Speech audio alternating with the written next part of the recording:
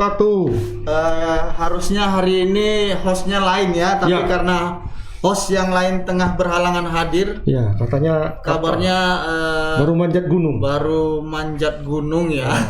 Katanya di sana kedinginan. Turun dari gunung tetap kedinginan. Oke, jadi mau nggak mau kita yang menggantikan hari Ya. ini.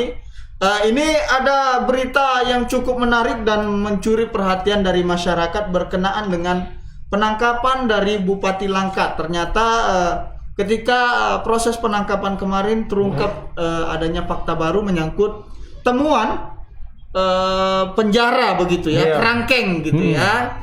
Dugaannya ada semacam perbudakan, Indikasi Indikasi dugaan perbudakan modern lah kabarnya. Jadi menurut informasi dari Migran Care, tadi Migran Care sudah membuat laporan resmi ke Komnas HAM dan sudah juga dipapar di sana ya.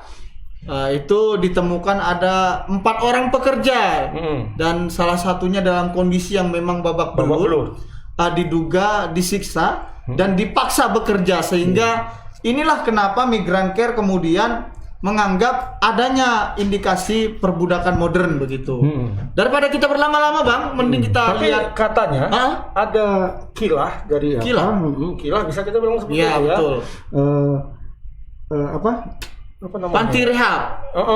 Bahwa itu modusnya ya. Itu bukan penjara, Bukan. tapi itu panti rehabilitasi narkoba katanya seperti itu. Ya. Hanya saja kalau setahu aku panti rehabilitasi narkoba itu bentuknya nggak seperti itu. Iya, betul. Tidak kerangkeng-kerangkeng begitu. Iya. Ada bagus malahan kan, memberikan kenyamanan dengan kursi tempat tidur, bangsal yang bagus kan. Ini tapi kita lihat dulu. Oke, makanya kita lihat videonya langsung. Ini dia.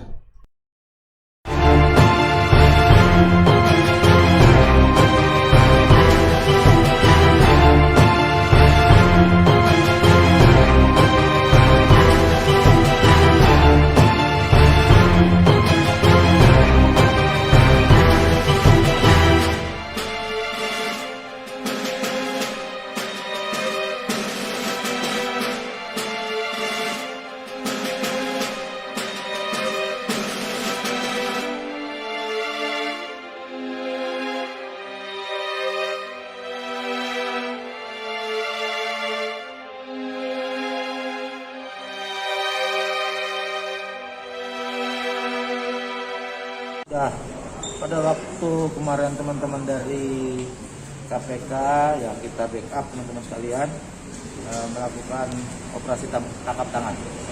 Kita melakukan penggeledahan pada saat itu, datang ke rumah Bupati, rumah pribadi Bupati Langkat. Ya, dan kita temukan betul ada tempat menyerupai kerangkeng, ya, yang berisi 3 orang, 3-4 orang pada waktu itu, ya, 3-4 orang. Tapi sebenarnya dari pendataan kita, pendalaman kita, bukan 3-4 orang itu. Kita dalamin itu masalah apa?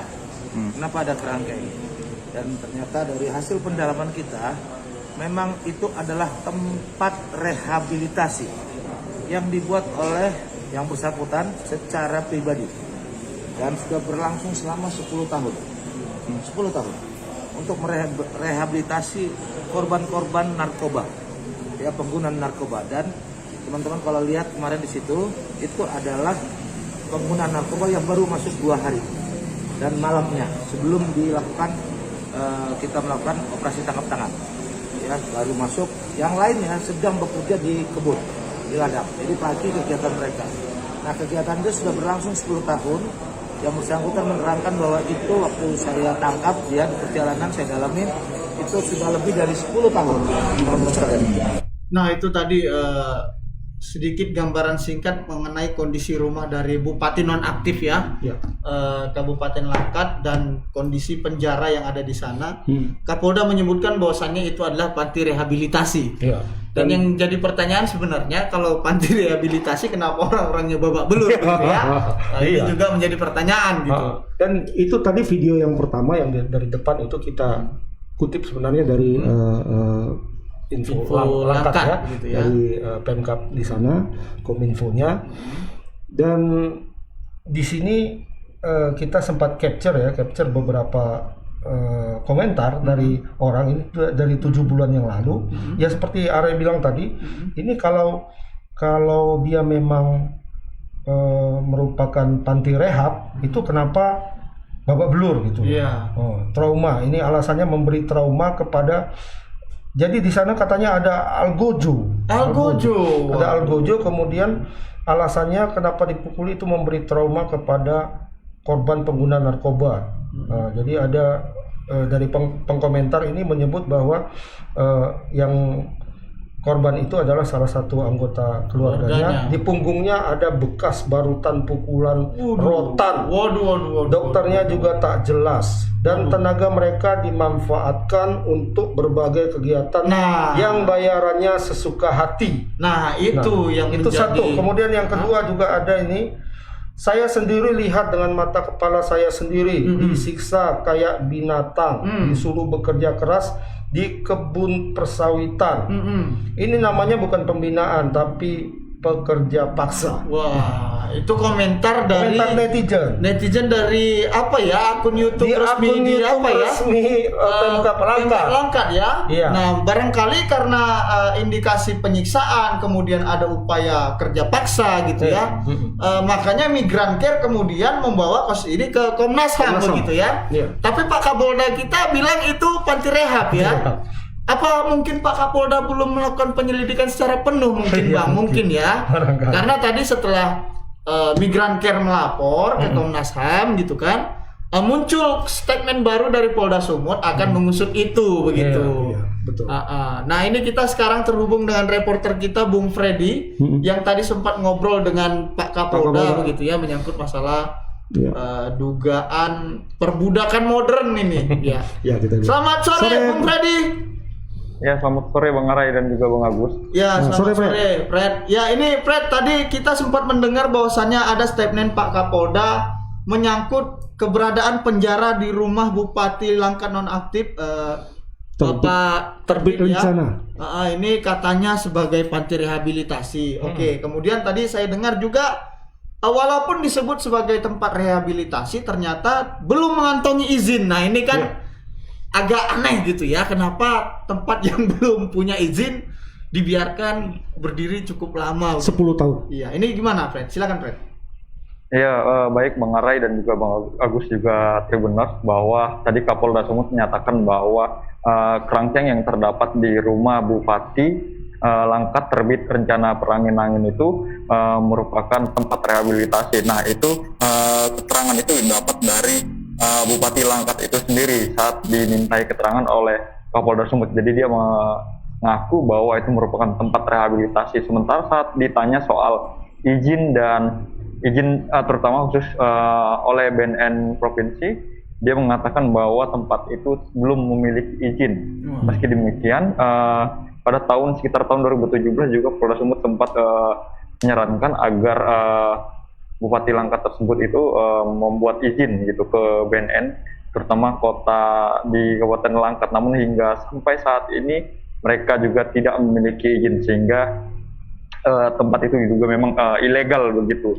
Nah, soal tempat rehabilitasi itu adalah merupakan keterangan dari Bupati Langkat itu sendiri yang diterima Kapolda. Nah, namun pada saat itu penggeledahan itu Kapolda mengaku sempat menyaksikan langsung di situ pada saat penggeledahan di rumah pribadi Bupati Langkat itu, melihat ada 4 orang yang sedang ditahan dan kondisinya itu lebam-lebam gitu, habis dianiaya. Dan dia mengatakan bahwa luka-luka itu didapat karena memang dianiaya karena mereka itu melawan begitu informasinya ini. Karena memang pada saat itu baru 2 hari ditahan dan sempat ada perlawanan begitu. Artinya dugaan penyiksaan itu benar terjadi begitu ya? Iya, karena mereka tuh melawan gitu Bang. Oh, karena alasan melawan jadi boleh dipukuli gitu kira-kira ya? Begitu Bang. Freddy nggak bisa menjawab. Oh iya. Itu harus Pak ini. Tapi dari sini kita bisa melihat indikasinya bahwa panti rehabilitasi, katakanlah jika itu memang panti rehabilitasi, itu tidak dijalankan dengan prosedur yang benar. Seharusnya kan itu ada dokter di situ, kemudian ada perawat dan sebagainya, dan itu setahu saya itu kalau memang panti rehabilitasi itu tidak dengan cara dipukuli di mana-mana. Iya betul. Kemudian juga ada semacam pendamping ya, trainer. Jadi misalnya mereka itu hari ini melakukan ini gitu ya. Ada psikolognya. Iya, bukan lantas kau bangun pagi, kau besok ndodo sawit, enggak gitu ya. Enggak. Oh iya. Ini Freddy gimana Freddy? Dari polisi sendiri seperti apa? Tadi katanya sudah menurunkan tim ke sana katanya. Kenapa baru sekarang diturunkan tim setelah ada ribut-ribut? Kenapa tidak langsung melakukan pengusutan ketika penangkapan berlangsung? Karena ini sudah berlalu berapa hari? 3 hari ya? Iya. Setelah 3 hari setelah penangkapan. Tapi baru heboh sekarang ketika Migrant Care tadi menyampaikan dan kita terima juga suratnya bahwa mereka akan melapor ke Komnas HAM di Jakarta. Dan sekarang lagi heboh di Jakarta gara-gara itu kan. Nah, apakah karena ini dia baru melakukan penyidikan sekarang atau bagaimana? Gimana apakah ada penjelasan soal itu? Ini kayaknya berat memang. Berat. Kalau Freddy memang selalu berat. Pertanyaannya selalu berat ya. Makanya makin panjang. Jadi memang benar bahwa Polda Sumut tadi sore itu dari siang sudah menurunkan tim, terutama dari Direktorat Kriminal Umum dan Direktorat Narkoba begitu Bang, untuk melihat langsung seperti apa proses ataupun tempat di lokasi itu. Karena memang pada saat KPK dan juga polisi melakukan penggeledahan pada hari itu terdapat 4 orang yang sedang ditahan di situ. Namun puluhan lainnya itu dikatakan Kapolda pada saat itu sedang bekerja di ladang sawit pribadi milik dari Bupati Langkat, terbit rencana perangin-angin begitu Bang. Dan rencananya hari ini, sore ini atau malam ini ada sekitar 27 tahanan pribadi yang disebut sebagai tempat rehabilitasi itu akan dibawa ke Polda Sumut begitu Bang. 27 ya? Ya, terus saat ini ada 27 yang akan dibawa kemari karena memang sebagian itu sudah ada yang kembali ditampung oleh Dinas Sosial Pemkat Langkat begitu Bang. Apakah yang ke-27 ini nanti ya biasa kan mungkin ada bagian dari grupnya Pak Bupati mungkin kan. Ya kan namanya proses pemeriksaan tentu kan harus cari yang ringan-ringan gitu kan agar apakah nanti misalnya polisi akan turut memanggil Migrant Care misalnya kan agar proses ini benar-benar berjalan dengan sesuai rule-nya gitu kan, karena Migrant Care sendiri punya data gitu kan. Atau yang 4 orang tadi yang katanya ketika Bapak Kapolda itu datang menangkap Bapak Bupati. Sejauh ini di mana keberadaan mereka? Yang 4 tadi yang katanya lembam-lembam itu. Apakah ada informasi, Freddy? Ya, untuk yang 4 orang itu tadi belum ada informasi detail mereka di mana. Barangkali mungkin tergabung dalam 27 orang itu yang nantinya akan dibawa ke Polda Sumut untuk dimintai keterangan, Bang. Begitu. Karena memang sejauh ini polisi juga baru memintai keterangan terhadap 2 penjaga rumah megah milik Bupati Langkat tersebut. Begitu. Sementara dari mereka itu belum ada yang dimintai keterangan karena memang kondisinya juga pada saat itu 4 orang itu ada yang masih kurang sadarkan diri karena masih diduga berada dalam pengaruh narkoba begitu Bang, dan mereka juga masih tidak memungkinkan untuk dimintai keterangan begitu. Siapa yang di bawah pengaruh narkoba ini? Yang 4 tadi? Di antara 4 orang itu Bang, yang saat itu dilakukan penggeledahan. Bukan karena terlalu lemas dipukuli sehingga belum memungkinkan untuk dimintai keterangan, bukan ya? Bukan karena begitu ya? Ya kan? Kalau sudah 2 hari di sana kan, sudah nggak nyabu lagi dia gitu, kira-kira gitu kan? Dan memang kondisinya mungkin bisa stabil gitu. Tapi karena alasan masih ada pengaruh narkoba gitu ya. Bukan karena pengaruh ada luka-luka yang cukup menonjol gitu ya. Fred, ini kalau terkait adanya penjara di dalam rumah, katakanlah ini penjara ya, itu secara undang-undang boleh nggak ya? Kalau ada nggak tadi keterangan dari Pak Kapolda soal itu? Apakah boleh warga tadi sipil? kan sempat disebutkan harus ada urus izin. Iya, ini sudah kan diusulkan, ternyata nggak diurus Iya. izinnya. Kemudian kenapa nggak ditindak begitu kira-kira? Ini kan ada walaupun ya? beliau ini Bupati. tapi kan statusnya kan tetap warga Iya, sipil kan. iya, betul. Apakah warga sipil juga diperbolehkan untuk membangun penjara dalam rumah? Kalau aku ada penjara dalam rumah Untuk kucing. untuk manusia enggak. Boleh nggak itu, Freddy? Secara hukum ada nggak Iya, di sini? iya, seharusnya itu tidak boleh dilakukan Bang, memenjarakan atau membangun tempat rehabilitasi tanpa adanya pengawasan dan izin dari dinas terkait begitu Bang. Namun berdasarkan keterangan yang didapat itu di lapangan bahwa mereka itu ada yang diantarkan langsung oleh orang tuanya dan pada saat itu orang tuanya itu menaikkan surat perjanjian begitu bahwa menyerahkan anaknya di panti rehabilitasi yang diduga itu abal-abal begitu Bang. Jadi ditekan oleh orang tuanya dan orang tuanya itu seperti mengikhlaskan atau membiarkan anaknya ditahan situ dan bekerja diduga secara kerja rodi begitu tanpa penghasilan yang tetap begitu Bang. Dan memang itu diduga kuat memang termasuk pelanggaran karena memang puluhan para tahanan itu pagi hari itu bekerja di ladang sawit milik Bupati Langkat tersebut begitu Bang. Dan pekerjaan mereka itu diduga lebih dari 8 jam atau sekitar 10 jam dan tidak mendapat gaji yang begitu jelas begitu. Berarti dalam kondisi mereka, katakanlah kalau dia memang direhab ya, ketika dalam kondisi direhab juga sekaligus Dipaksa kerja gitu ya. dipekerjakan begitu ya, Freddy? Iya. Wah, itu kan nggak benar. Iya.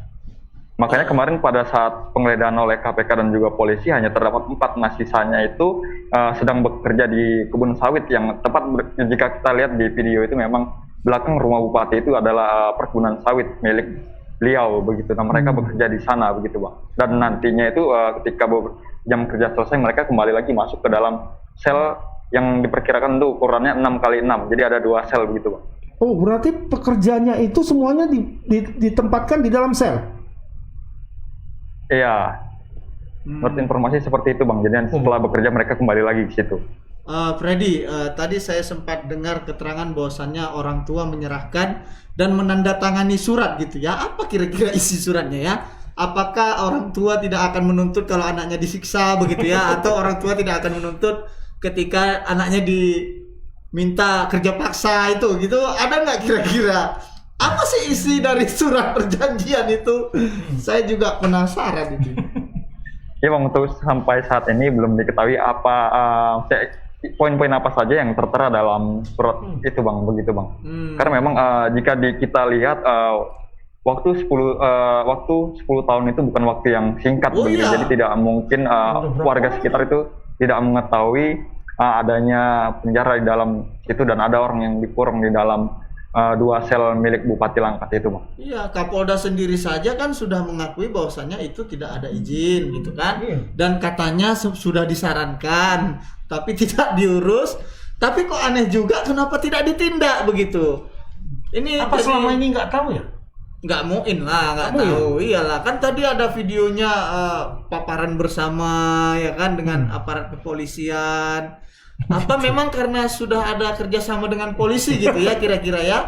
Iya. Makanya Karena itu sepertinya tidak sembunyi-sembunyi ya, kalau Iya. kita bisa dalam tanda kutip ya. Karena itu di upload videonya itu di satu kanal yang terbuka untuk semua Iya, orang iya. dan bisa diambil kanal resmi. Mm-mm. Aduh, gimana ya? Iya, Kita iya. jadi jadi bingung bingung juga sendiri. ya. Oke, Freddy. Barangkali nanti tadi informasi dari Freddy Mungkin bisa nanti, pekerja ya, yang 27 itu akan dibawa dipanggil, gitu kan. ke Polda Sumut. Barangkali kita bisa mendalami lebih lanjut bagaimana kayak polisi juga aku mau Bagaimana keterangan dari Iya. para pekerja, kemudian bisa nanti ditanyakan ulang menyangkut soal izin itu. Kenapa polisi sudah tahu itu tidak berizin, tapi kenapa tidak ditindak? Itu yang pertama. Yang kedua, saat penangkapan bupati sudah tahu ada yang babak belur, dan kenapa juga tidak langsung direspon begitu? Setelah 3 hari begitu Migran Care melapor ke Komnas HAM, baru sibuk melakukan pengusutan. Mungkin itu nanti Freddy bisa ditanyakan ulang ke bapak-bapak terkait di Polda. Ya itu Freddy, terima kasih Freddy. Ya Bang, terima kasih Bang. Ya, selamat sore, selamat bertugas kembali. Ya itu Bang, tadi laporan dari Freddy. Jadi kita juga penasaran sebenarnya. Banyak tanda tanya, apalagi banyak juga komentar tadi dari netizen kan menyangkut masalah dugaan perbudakan modern ini gitu kan. Ini seperti dari siapa ya, kita bacakan ya satu Anugerah Nusantara Malau. Kenapa nggak pernah dipertanyakan oleh yang berwajib? Alasan rehabilitasi narkoba. Kenapa orangnya sampai babak belur juga? Aduh, yang di bawah ini nggak usah kita baca. Iya. Seram nih. Tapi yang pasti harus usut tuntas, kata Anugerah Nusantara. Kemudian dari Muhammad Hidayat, masih ada sistem Belanda yang dipakai zaman sekarang rupanya ya. Sungguh miris kita sebagai negara sudah merdeka mengadopsi kerja paksa. Iya betul. Wah ini yang tak kalah bagus ini komentar dari Abu Umamah. Abu Umamah. Bupati kerjasama kayaknya dengan polisi. Waduh. Bisa jadi, iya bisa jadi juga. Iya. Enggak gitu ya. Ada lagi masuk dari Bung Kaka. Bung Kaka. Iya. Ini aparat benar-benar nggak tahu atau pura-pura nggak tahu. Waduh. Masa selama ini nggak terdeteksi sama sekali? Iya, kan? betul. Memang pertanyaan-pertanyaan masyarakat ini memang tajam dan memang mengandung fakta gitu ya. Tajam dulu kita. Iya. Ya, saya pribadi juga penasaran sebenarnya dengan masalah kasus penjara di dalam rumahnya Pak Bupati ini gitu kan. Oke lah kalau itu rehab, tapi masa iya dipekerjakan dengan seperti itu? Migran Care mengatakan bahwasannya ini dipekerjakan dari pukul 8 pagi sampai pukul 6 sore, kemudian dikasih makan hanya 2 kali. Hanya 2 kali dalam satu hari. Kemudian tidak cukup dengan memberi makan 2 kali, mereka juga dianiaya gitu. Jadi kenapa mereka ditahan? Agar mereka nggak bisa lari dan tidak bisa kemana-mana gitu. Kayak melihara apa ya? Melihara hewan ya dibuatnya kalau begitu ya. Seperti itu jadi dua kali satu hari. Kemudian apa tadi dipukulin? Dianiaya. Itu kan tidak digaji katanya. Tidak digaji, dipekerjakan dan tidak digaji. Itu kan sama sekali sepanjang yang kita tahu sebagai wartawan yang beberapa kali meliput di panti rehabilitasi, ya kan? gitu-gitu itu tidak seperti itu. Metodenya tidak seperti itu. Iya. Makan, mantap makanan. Iyalah. Kalau memang berikan gizi yang cukup, gizinya gitu cukup. Kan? Kemudian ada pengawasan. Kalau memang yang mahal ya, Kalau yang mahal itu dikasih dalam satu bangsal, ada CCTV, itu pengawasan 24 jam. Ada dokternya, ada perawatnya, ada pendamping, psikolognya. Ya itulah psikolognya. Kalau ada yang teriak-teriak, mukul-mukul, ngantuk-ngantukkan kepala, itu ditarik. Tarik. Kasih apa healing apa semua. Nah, kalaupun mau gitu. dibuat satu pekerjaan, mereka itu dididik, bukan dikerjakan paksa gitu kan. Pekerjaannya itu seperti membuat keterampilan, desain komputer, betul. Kemudian beternak ikan lele. Ya kan, Bang? Iya. Nah, itu bukan malah mendodos sawit gitu ya. Lain ya, baik. Ya mungkin nanti ini bisa kita tanya juga, kita belum terkonfirmasi ulang dengan pihak Migran Care yang kami ingin bertanya tadi sebenarnya ke pihak Migran Care kenapa lebih memilih melapor ke Komnas HAM daripada melapor ke polisi gitu. Kenapa harus ke Komnas HAM dulu gitu ya? Apakah tidak yakin? Karena mungkin mereka sudah tahu akan jawabannya akan seperti itu ya. Makanya jadi mereka mengumpulkan semua fakta-fakta dan kita bawa saja ke Komnas HAM gitu ya. Dan informasi terakhir yang kita terima, Komnas HAM akan mendesak polisi tim, juga, mendesak polisi untuk tim mengusut itu gitu. Ya, ini kita berharap ini bisa terang benderang lah ya. Setelah terbit matahari pasti terang begitu ya. Terbit berencana. Terbit berencana. Salah. Ya itu berita pertama. Kita akan beranjak ke berita kedua yang tak kalah heboh ya. Kita ini masih. Oh iya, izin buka masker. Karena tadi perkiconan kita agak cepat hari ini, makanya dia tendangannya lebih cepat terasa, gitu ya. Lebih cepat terasa. Nah ini ada apa bang? Baik, kita dari Langkat kita bergeser ke Simalungun, ke Siantar. Ini ada video viral seorang laki-laki warga di sana, warga Siantar berdebat dan nyaris adu jotos dengan seorang Polantas. Polantas. Nah, jadi kabarnya itu dia dilarang masuk ke satu jalan yang sedang ditutup. Ya. Nah, katanya dia sedang buru-buru karena anaknya sakit. Katanya sakit, dia jadi mau menerobos itu biar lebih cepat sampai ke rumahnya. Oleh polisi itu tidak boleh, tidak boleh. Nah, akhirnya terjadilah di situ nyaris adu jotos. Ya. Iya. Tapi belakangan dari sisi polisinya disampaikan bahwa kawan itu mabuk. Jadi mulutnya bau paret. Masa? Katanya gitu. Mungkin bapak itu belum makan. Kalau belum makan kan bisa juga. Kayak kita juga. Iya, aroma kita jauh ya. Aroma kalau belum makan gitu kan. Iya. Bisa juga. Naik iya kan? Ini ada videonya. Ada videonya. Kita lihat dulu videonya.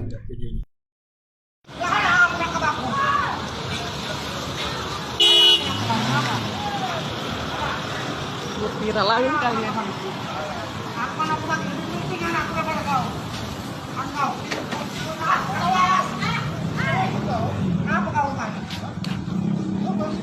Kau yang bagus.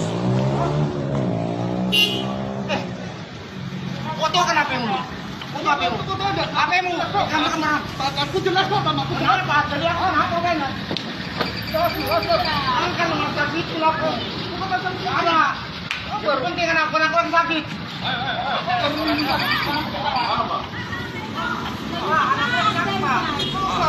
Aku perlu. Harus jadi aku tangkap. Jangan kau bilang gitu.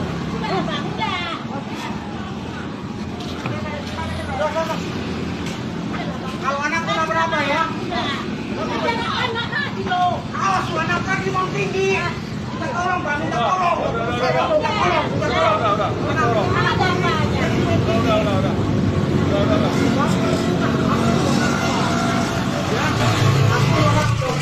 Nah itu tadi video singkat menyangkut perdebatan seorang pria dan seorang petugas Polantas ya. Tadi di dalam video sempat dia menyebutkan anakku lagi sakit dan itu dia. Kemudian di ujungnya itu dia bilang tolong katanya gitu ya. Tapi polisi bilang dia lagi mabuk gitu ya. Katanya gitu ya. Karena di tengah-tengah tadi kan ada yang dia pakai bahasa daerah. Aku nggak ngerti kan bahasa daerah. Aku juga nggak ngerti. Nah, katanya itu kata-kata kasar. Ya kasar lah mungkin karena sudah terdesak anak sakit gitu mungkin ya. Anak sakit kan kita panik. Iya, panik. Namanya anak gitu Jalan kan. aja mau diterobos. Iya. Tembok kalau bisa tabrak itu kalau demi anak gitu kan. Tapi apakah benar demikian atau tidak? Ini kita terhubung dengan reporter kita Alija Maghribi di Siantar. Ya. Halo, selamat sore Alija. Suaranya, halo. Halo, Ja. Halo, Ja. Halo, selamat sore. Selamat sore. Ya, selamat sore, Ja. Ja, ini gimana, Ja? Kasusnya ini kok bisa sampai terjadi adu mulut begitu ya antara seorang pria dengan petugas Polantas. Ya. Silakan, Ja, silakan. Ya, perlu saya laporkan bahwasanya kasus ini terjadi Sabtu tanggal 22 Januari 2022 kemarin sekitar pukul 9 malam. Nah, saat itu seorang pengendara yang belakangan diketahui namanya Putu Yusuf Manjunta itu ingin menerobos upaya Polantas yang saat itu melakukan sistem buka tutup di simpang 2 Pematang Siantar. Karena memang setiap akhir pekan, khususnya di jam-jam private itu sering terjadi kemacetan begitu.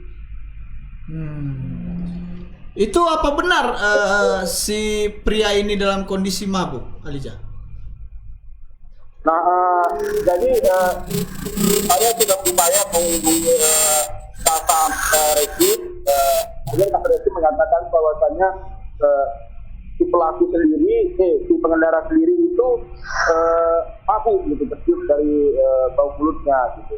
Kemudian alasan dia bahwasannya dia ingin menerobos karena anak sakit itu tidak ada gitu. Oh gitu, tidak ada. Tidak ada apa? Tidak ada, hanya alasan begitu. Oh, dia mau lewat gitu, alasan bahwa dia anaknya sakit itu dibikin-bikin aja gitu ya? Iya, Pak. Jadi Polantas juga setelah peristiwa ini ikut ke rumah melihat anaknya. Namun anaknya sendiri itu tidak ada di rumah, tapi dititipkan ke rumah opungnya, begitu, Bang. Oh, jadi polisi sudah melakukan cross check rumahnya gitu? Iya, polisi juga ikut cross check rumahnya, namun anak yang dia bilang sakit itu maksudnya itu tidak ada di rumah. Malah dia berbilang bahwasanya anaknya dititipkan ke rumah opungnya. Kemudian dari kasus ini juga berujung dengan perdamaian begitu, Pak. Sudah damai ya. Sudah damai. Mungkin karena takut panjang gitu ya. Polisi pun pening mungkin ya kalau terlalu panjang gitu ya. Kayak tersanjung nanti kan susah juga. Kapolresnya pula yang dicopot gitu kan. Kayak ikatan cinta kan ya, terus kemana-mana. Betul. Berarti sudah berdamai ya. Ya syukurlah kalau memang itu sudah berdamai. Tapi ada nggak tanggapan pejabat terkait misalnya Kadit Lantas atau Kasat Lantas menyangkut masalah ini? Upaya tadi teman-teman wartawan juga melakukan konfirmasi langsung dengan kawan sisi juga ke Kasat Atas, cuman di Kasat Atas sendiri AKP Redi Nalupon Gaul itu tidak berada di Jantar, katanya di luar kota. Kemudian beliau yang dihubungi dari pesan WhatsApp mengatakan bahwasannya klarifikasi dan berkaitan dengan peristiwa itu sudah diterapkan ke Humas Polres Pematang Siantar, begitu Bang. Ya, ini teringatnya kan kata informasi yang kita terima ini dia tidak boleh melintas ya, tidak boleh melintas atau bagaimana? Ini kalau kita lihat di videonya kan jalannya nggak tertutup. Ini saya sampaikan bahwasannya simpang 2 ini sebelum simpang 2 itu ada jalan yang lain gitu Bang, ada jalan Tiga Mangaraja namanya. Kemudian hanya yang betul-betul simpang 4 tapi bentuknya kayak huruf B tapi ada sambungannya lagi gitu Bang. Memang khususnya di musim-musim Natal dan Tahun Baru, Lebaran gitu kan. Itu jalan itu dilakukan buka tutup gitu. Gitu. Jalan itu dilakukan buka tutup itu kemarin Natal juga itu dilakukan buka tutup di akhir pekan. Nah, dalam peristiwa ini juga ada juga pos polisi di sana memang juga pos polisi untuk memantau arus lalu lintas dan aktivitas polisi juga sering di situ. Ya, baik. Oke, baik Ja, terima kasih laporannya. Nah, karena sudah damai nggak usah kita perpanjang ya. Iya, betul. Ya, terima kasih. Terima kasih Ja laporannya. Selamat sore Medan. Boleh mengaku pengarah dan tribuner. Ya, itu tadi laporan dari Alija ya Bang. Karena sudah berdamai ya kan ya sudah gitu ya. Kita pun juga kita pun juga cinta damai. Kecuali tadi kasus dugaan perbudakan itu nggak boleh berdamai. Kalau itu terbukti.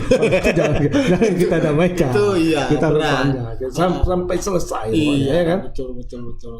Itu berita kedua ya soal masalah ada pengendara cekcok dengan polisi. Kita beranjak ke berita ketiga. Berita ketiga itu ini juga yang dari Deli Serdang ya. Dari Deli Serdang tadi kita mendapatkan informasi bahwa ada pegawai atau mungkin honorer. Nanti kita perjelas dengan reporter. Dipecat lantaran dianggap memakai narkoba.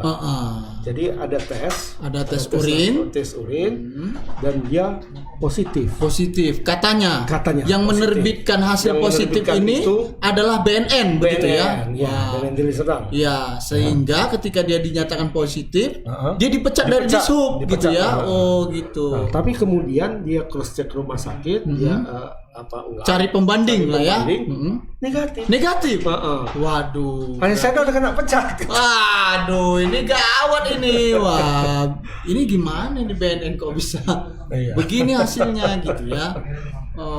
ini kita videonya ada nggak ya? Videonya nggak ada, Oh, nggak ada. saat itu nggak ini ya? Karena nggak sudah Sudah berlalu beberapa lama kemarin, dan ya. baru tadi sih ketahuannya. Oh, gitu. Berarti ini kita langsung ke Kita reporter langsung lah ke ya. Pak Indra Bapak ya. Indra Gunawan Supahuta. Ya. Halo, Halo. Indra. Selamat sore. Iya. Ya, waduh, ini sangat seram ya potongannya ya sore ini ya. Ini Pak Bupati. Iya. Kayak AHY ya. Ya bukan AHY. AHY. AHY. Oke Bang Indra, ini gimana Bang perjalanan kasusnya? Kok ada pula pegawai dipecat gara-gara diduga ketidakprofesionalan petugas BNN dalam menerbitkan hasil tes urin. Ini gimana Bang? Silakan Bang. Ya, suaranya belum Pak kedengaran. Indra. Suaranya belum terdengar. Halo Bang. Ya. Halo. Ya, halo ya. Ya Bang, dapat saya jelaskan. Jadi kasus ini bermula pada saat dilakukannya tes pemeriksaan urin di lingkungan Dinas Perhubungan. Enggak, kurang dengar suaranya.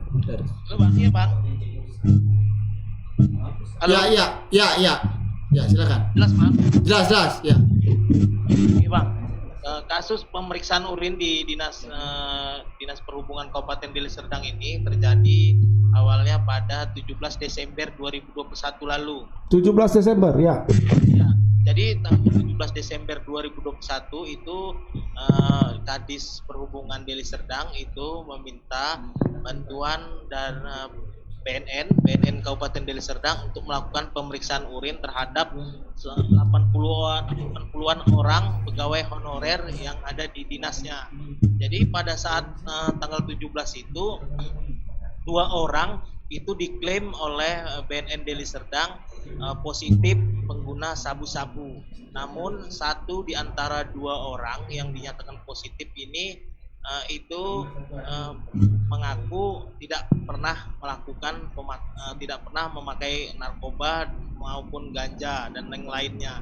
Jadi pada saat tanggal 17 Desember itu ya, pihak BNN Kabupaten Deli Serdang hanya melakukan pemeriksaan urin saja, gitu Bang. Jadi pihak BNN sama sekali tidak melakukan asesmen, artinya tidak sama sekali menanyai terhadap 2 orang yang dinyatakan positif. Tidak pernah ditanyai apakah memang benar sebagai pengguna, beli di mana dan didapat di mana. Terakhir itu tidak pernah sama sekali ditanyakan sama yang bersangkutan, Bang.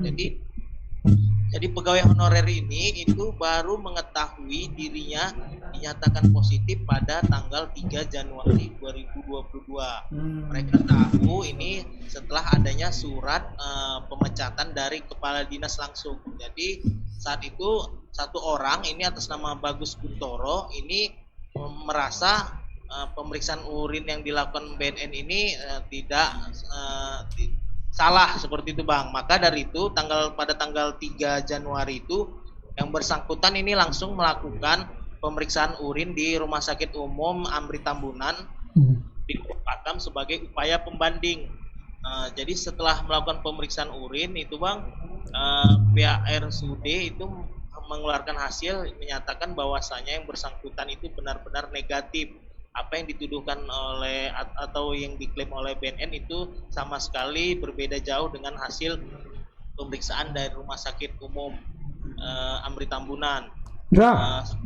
Itu halo, yang bersangkutan itu melakukan tes urinnya setelah dia dipecat. Iya Bang, tes urin bandingan. Iya, jadi Bang, karena pada saat tanggal 17 dia tidak ada di ini Bang, tidak mendapat kabar bahwasanya dia positif. Jadi pada tanggal 17 itu dia tidak ada merasa yang aneh Bang, karena dia yakin dia tidak memakai, makanya dia ini juga merasa biasa-biasa aja seperti kawannya yang sama sekali tidak pengguna. Dia baru sadar bahwasanya adanya surat pemecatan yang dikeluarkan Kadis pada tanggal 3 Januari. Dari hasil pemecatan itu salah satu alasan pemecatan karena yang bersangkutan ini dinyatakan positif sebagai pengguna sabu-sabu. Dari 2 orang yang positif hanya atas nama Bagus Guntoro ini yang melakukan perlawanan, sementara 1 orang lagi rekannya karena merasa dia memang sebagai pengguna tidak Ya pasrah gitu ya, iyalah pula udah pecandu sabu ya pasrah aja lah pula kan. Tapi kalau yang tidak menggunakan sabu lantas kemudian dituduh pemakai dan dipecat, ini yang menjadi persoalan sebenarnya kan gitu kan. Nah apa kira-kira tanggung jawab dari BNN terkait persoalan ini? Jadi pada awalnya itu setelah dari rumah sakit Amir itu pihak BNN masih berpendapat Bagus atas nama Bagus ini dinyatakan sudah melakukan bersih-bersih seperti itu karena ada jeda waktu antara tanggal 17 sampai tanggal 3 Januari. Nah, untuk meyakinkan lebih lanjut yang bersangkutan ini atas nama Bagus rambut di lab BNN yang juga ada di Lubuk Pakam seperti itu. Nah, seminggu setelah hasil pemeriksaan uji rambut itu yang bersangkutan ini benar dinyatakan negatif bebas dari narkoba seperti itu, Bang. Berarti ada rambut ya? Ada tes rambut. Ada tes rambut ya, Anda? Kalau itu memang agak lama itu ya. Kalau memang terbukti, kalau memang nggak ada ya nggak ada itu kalau rambut ya. Tapi kalau air urin dia bisa ada jangka waktunya setelah lewat seminggu 2 minggu baru bisa hilang. Iya benar sekali, Bang. Jadi tes rambut ini walaupun dengan biaya sendiri dan lumayan mahal, jadi demi demi nama baiknya gitu kan. Nama baiknya ini yang bersangkutan atas nama Bagus Guntoro bersedia mengeluarkan biaya sendiri untuk mendapatkan hasilnya. Hanya saja, Bang, sampai saat ini hasilnya itu belum bisa diterima oleh BNN, maksud saya Dinas Perhubungan, karena memang Dinas Perhubungan merasa mereka masih memakai surat pernyataan yang dikeluarkan pada tanggal 17 oleh BNN, gitu, Pak. Baik, Bang Indra, mungkin itu saja. Terima kasih banyak atas laporannya. Sepertinya ada terjadi gangguan jaringan sehingga suara tidak begitu jelas. Tapi terima kasih banyak atas laporannya. Barangkali nanti bisa di follow up lebih lanjut, khususnya kepada pihak Dinas Perhubungan. Karena kita tahu Bagus Guntoro juga sampai saat ini belum bekerja dan masih luntang-lantung karena keputusan yang diduga keliru tersebut. Mungkin itu saja, Bang Indra. Terima kasih banyak atas laporannya. Tetap tampan selalu ya. Pertahankan model rambut dan jahitan ya. Iya. Terima kasih Pak Indra. Selamat sore, selamat bertugas kembali. Ya itu tadi Pak Indra, Bang. Tapi ini karena tadi ada sedikit gangguan suara ya. Karena dari sebelah sana tim kita memberitahu bahwasanya kita bilang suaranya masalahnya nggak di sini. Iya, masalahnya di sana gitu. Itu daripada tadi penonton kecewa gitu kan, apa ini kok kresek gitu kan, gitu kayaknya kan. Pak Indra pakai HP yang lama ya. Iya mungkin, atau disadap gitu ya sama BNN. Kau jangan bunyi kali. Udah pening ini. Iya, udah di Langkat kejadian, di sini juga ada kan. Iya, betul. Ya karena di Langkat itu semestinya semestinya kalau ada panti rehab seperti itu, BNN harus tahu kan? Iya kan? Harus tahu dong. Iya. Apa BNN mungkin? Nggak tahu ya. Ini video yang kita putar awal tadi, yang dari Pemkab Langkat itu kan video yang sudah lama. 8 bulan apa 9 bulan yang lalu. Tahun lalu lah. Dan itu karena itu terbuka, semestinya BNN juga melihat. Bisa melihat kan? gitu. Loh ini nggak benar seperti ini kan, harusnya seperti itu kan. Kalau ini panti rehab katanya, ya nggak benar seperti itu. Mungkin karena niat awalnya Pak Bupati, mungkin ini saya punya penjara sendiri, saya mau bikin rehab, mungkin disupport kan. Tapi ternyata berjalan waktu ditemukan indikasi yang menyimpang begitu. Ini ada satu dari apa kita yang agak lain nih, namanya Ilham ya. Rehabilitasi pecandu narkoba itu yang saya tahu. Berarti Pak apa ini tahu ya? Tahu kayak Pak Ilham ini kayaknya ya. Atau Pak Ilham ini pernah masuk juga? Enggak ya? Belum ya? Tapi tahu ya sepertinya. Tahu dia tahu bahwa itu katanya narkoba. Barangkali benar tempat itu awalnya mau dijadikan tempat rehabilitasi. Nah kemudian berjalan waktu mungkin ditemukan indikasi lain begitu, sehingga Migrancare tadi juga membawa datanya ke Komnas HAM begitu. Nah, ini yang menjadi persoalan ketika ada muncul orang yang seharusnya direhabilitasi, betul-betul direhabilitasi, malah diduga dipekerjakan secara paksa begitu. Nah, ini yang menjadi problem sebenarnya. Masalahnya ini. Nah, itu dia gitu kan. Dan juga itu tadi ya, bagaimana prosedur dan mekanisme rehabilitasi. Iya. Itu kan tidak sesuai standar. Iyalah. Itu bukan. Enggak SNI kata orang. Oh iya. Standar Nasional Indonesia ya. Kayak helm ya. Iya. Ini enggak standar nih gitu kan. Iya, nggak standar ini. Masa penjara? Iya, betul. Setahu aku itu tidak ada. Separah-parahnya ada memang satu tempat yang pernah aku tahu terkait dengan rehabilitasi narkoba, dan itu memang tempatnya hanya untuk pecandu yang sudah Berat lah ya. level master. Master. Tahu kan pecandu level master bagaimana kan? Betul. Ya, yang udah suntik-suntik di kepala tuh. Iya, sama di telur biasa. Maaf, di kelamin maksud saya. Iya. Ya kan? Iya. Kalau jangki-jangki yang sudah uratnya tidak kelihatan, tidak apa lagi? tidak kelihatan kan? Tidak kebal ya, Kebal, iya. udah kebas dia. Jadi kalau di sini Tadi saya gimana, refleks saja menyebutnya. Maksud saya di kelamin. Di Iya. kelamin, kemudian di urat kepala, terus ada di kaki malahan. Nah, di tempat yang seperti itu memang apa ya? Perlakuannya itu lebih seperti napi. Ya, jadi dia memang berat gitu ya. memang diikat, diborgol, Iya. diborgol Karena kaki sudah, apa? iya. Cuma tempatnya tidak penjara seperti dan itu. tidak digebuki. Dan gitu. Dia memang di rantai, di tempat Dipasung tidurnya. lah ya, dipasung. Iya, di tempat tidurnya. Tempat tidurnya ada tempat Agar tidur. dia tidak mengamuk Ada ketika- tidak mengamuk, nanti bisa mencakar mukanya sendiri. Iya, Seperti itu. betul. Jadi itu itu diikat, ya. ada CCTV-nya. Jadi itu diawasin betul sama setiap pasien, itu pengawasnya satu. Dilihat, terus digaris, itu lagi ngamuk, nah, baru didatangi, gitu kan? Itu yang memang sudah sangat parah. Betul. Dan tidak ada, saya beberapa kali liputan narkoba seperti itu, ya. rehab, tidak ada yang pakai jeruji seperti itu, Iya. kayak orang penjara.